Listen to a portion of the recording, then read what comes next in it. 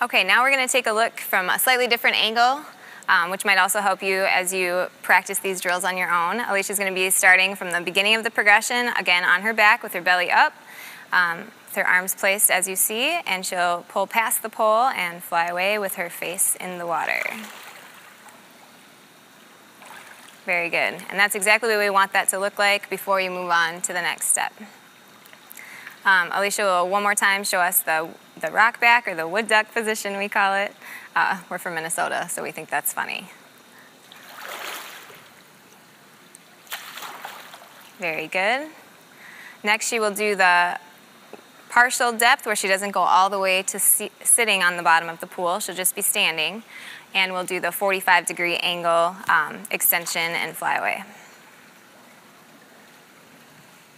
See her standing on the bottom. She'll rock partway back and extend out. It's a nice little roll at the top of the vault. Very good. Nope. Next we'll just go right down to the bottom. You can just have a seat on the bottom and do the full exercise.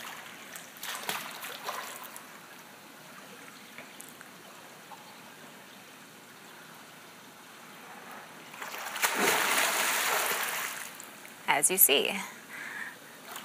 Once again, we mentioned earlier that the one drawback of using a regular pole in the pool, as we're doing now, is that it does allow for athletes to push against it and feel resistance, which is not something that happens in the regular vault. And so it's important to, if this is the setup that you have, to make sure that you are focused on pushing right down the plug.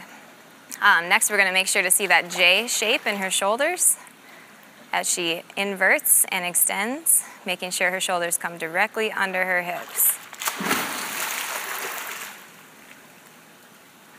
She did that really pretty well again. On the next one, I would like you to pay close attention to the top of the vault when Alicia is actually piking through the top of the water, and note that she is leaving space where the crossbar would be in a real vault. So she's going to roll around and leave a space for that crossbar to be, so that in a regular vault the crossbar would be staying up.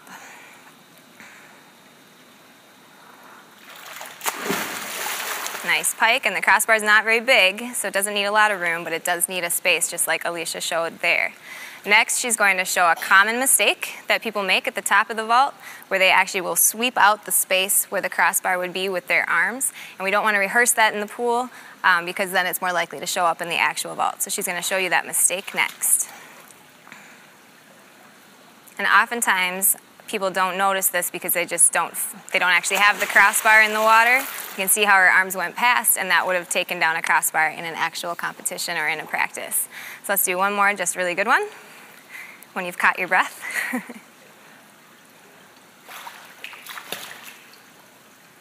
Underwater vaulting is something that for a lot of athletes takes a lot of practice, but we do see very large payoffs in the end from spending some time underwater. And it's a great activity to do on a recovery day when your legs are tired, but you still want to get some technique time in working on your pole vault.